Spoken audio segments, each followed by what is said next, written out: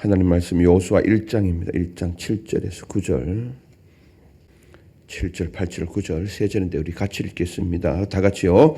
오직 강하고 극히 담대하여 나의 종 모세가 내게 명령한 그 율법을 다 지켜 행하고 우로나 좌로나 치우치지 말라. 그리하면 어디로 가든지 형통하리니 이 율법책을 내 입에서 떠나지 말게 하며 주야로 그것을 묵상하여 그 안에 기록된 대로 다 지켜 행하라. 그리하면 내 길이 평탄하게 될 것이며 내가 형통하리라. 내가 네게 명령한 것이 아니냐. 강하고 담대하라. 두려워하지 말며 놀라지 말라. 내가 어디로 가든지 내 하나님 여호와가 너와 함께 하느니라 하시니라. 아멘. 특별 새벽 기도의 4일째입니다. 기도의 자리로 나오신 여러분과 모든 가정에 또 하나님께서 주시는 특별한 은혜와 능력이 임하기를 축복합니다. 우리는 흔히 삶을 전쟁으로 표현하죠. 이제 곧 있을 입시 전쟁, 또 대학 들어가면 다 된 건 줄 알았는데 또 취업 전쟁이 기다리고 있고, 취업하면 다 되는 줄 알았는데 경쟁 사회가 기다리고 있고, 이 생존 경쟁을 해야 되는 보이지 않는 전쟁의 한복판에서 살아가고 있습니다. 전쟁은 싸워서 승리해야 되는 것이죠. 죽느냐 사느냐가 걸려 있는 것 아닙니까?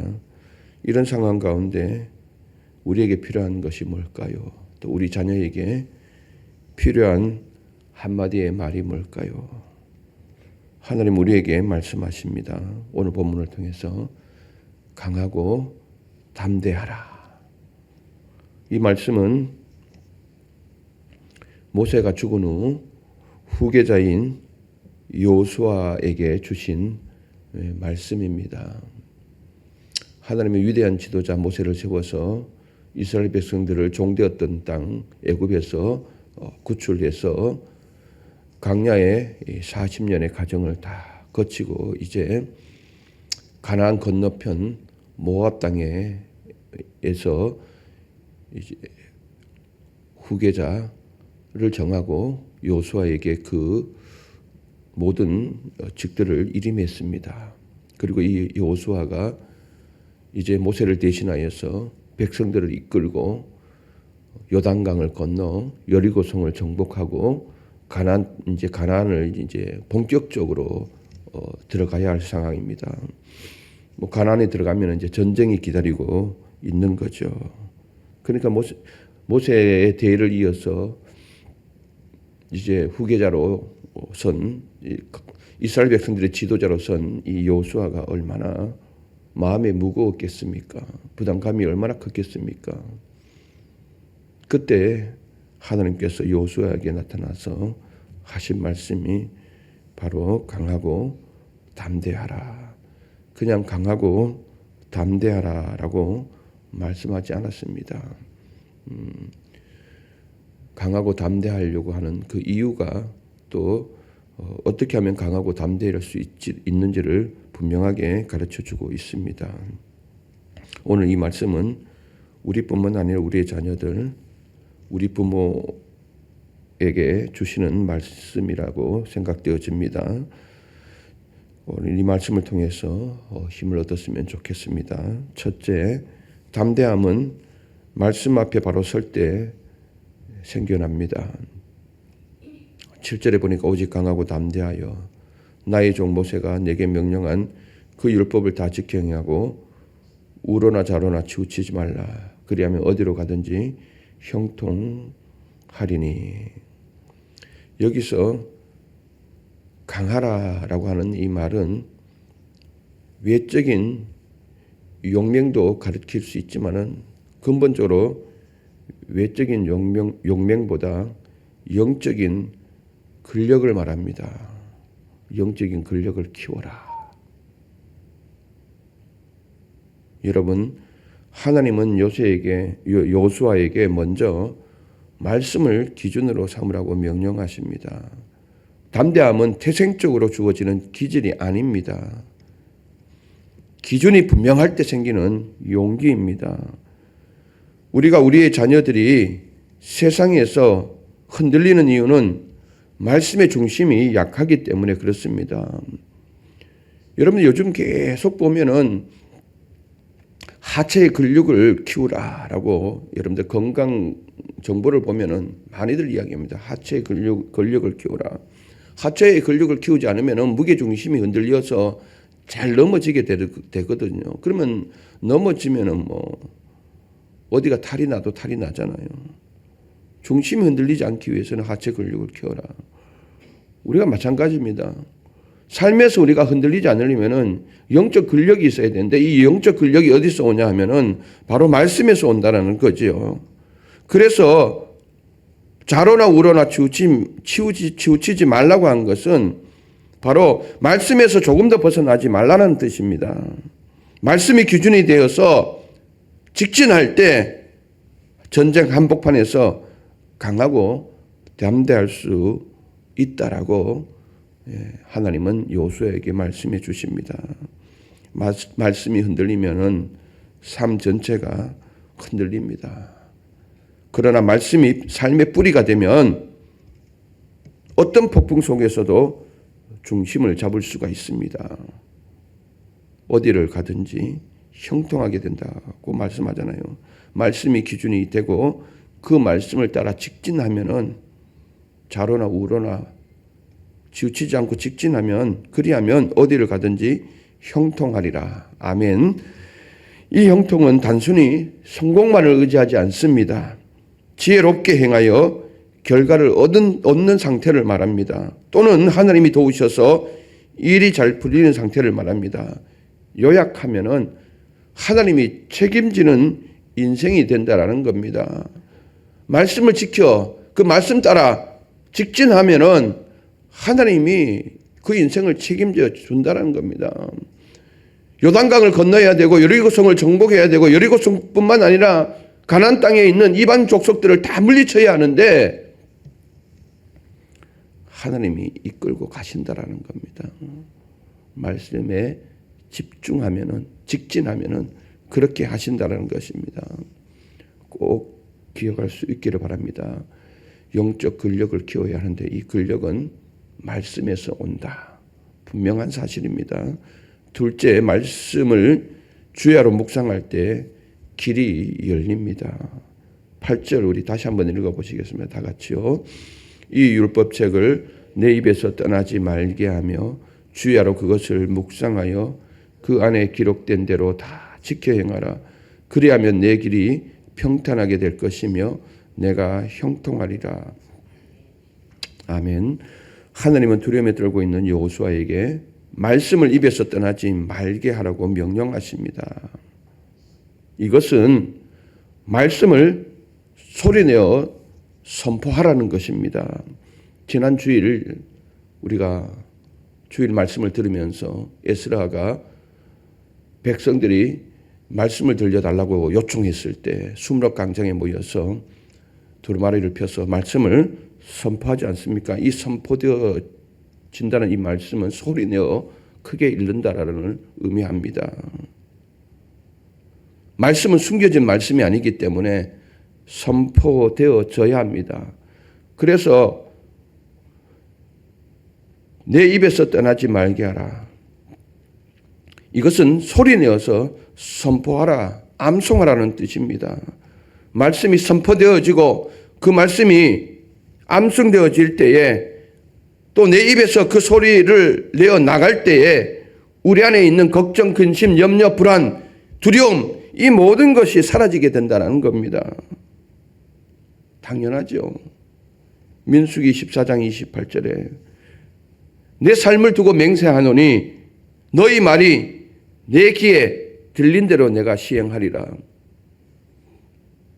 하나님 못 가겠습니다. 절대 안 됩니다. 그래? 그러면 네 말이 내 귀에 들린 대로 내가 시행해 줄게. 못 올라가는 거 아닙니까? 그런데 올라갈 수 있습니다. 말씀을 읽으면은 그 말씀은 다 긍정적이지 않습니까? 그 말씀을 선포하고 그 말씀대로 소리내어 읽고 암송하다 보면은 이 말씀이 내 귀에 들려지면은 또 하나님의 귀에 들려지면 내가 그렇게 시행할게 그렇게 되는 것 아닙니까? 그러면 당연히 걱정, 근심, 염려, 불안, 두려움이 다 사라지게 되는 거죠. 용기가 생기는 거죠. 내 입에서 떠나지 말게 하라는 것은 소리내어 선포되어지고 암송하라는 것입니다. 그리고 주야로 그것을 묵상해라. 주야로 말씀을 묵상하다. 이 묵상은 마치 이겁니다. 소가 여물을 잔뜩 뱃속에 넣어두지 않습니까?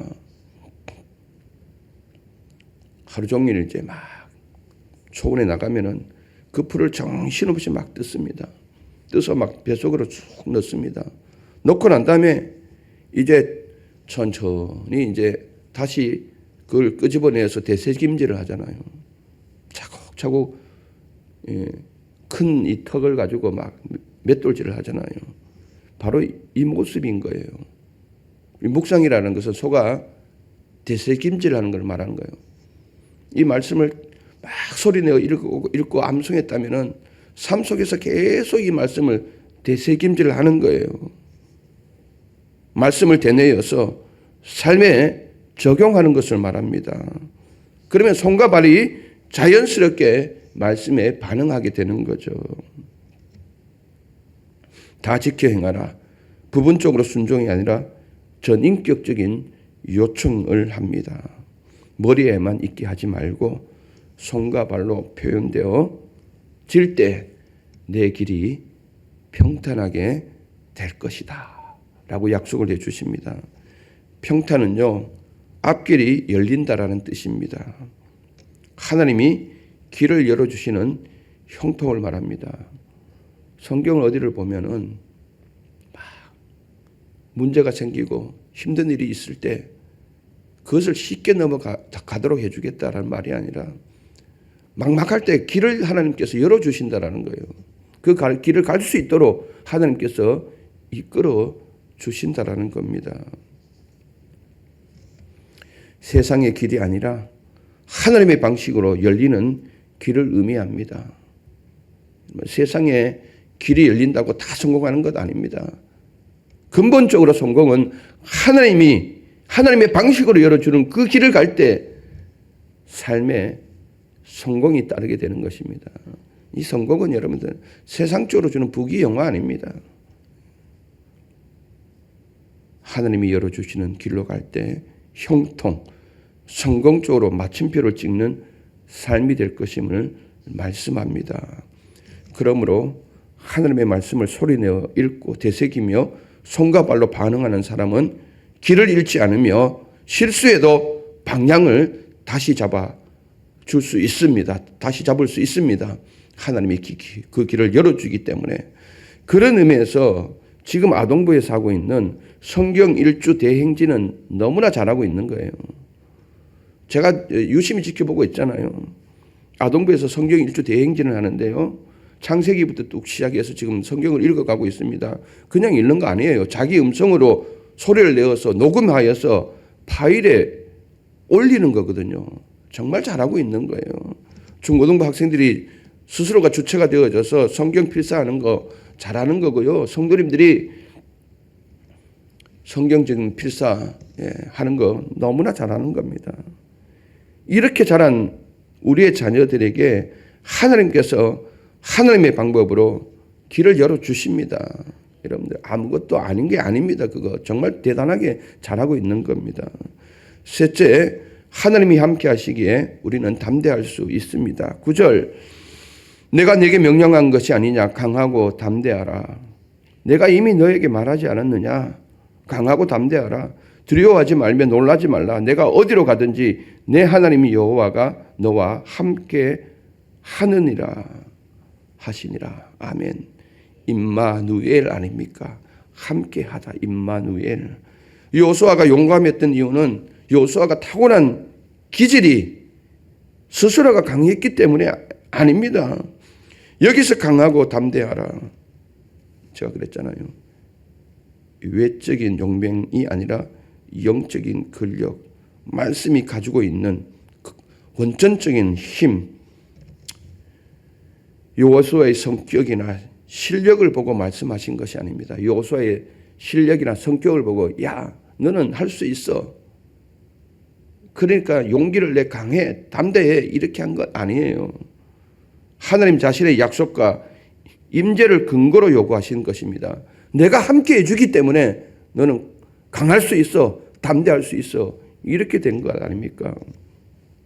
자녀를 길러보면은 자녀가 이제 조금 높은 곳에서 뛰어내리려고 이제 훈련을 시키잖아요. 근데 아이들이 주저주저 하거든요.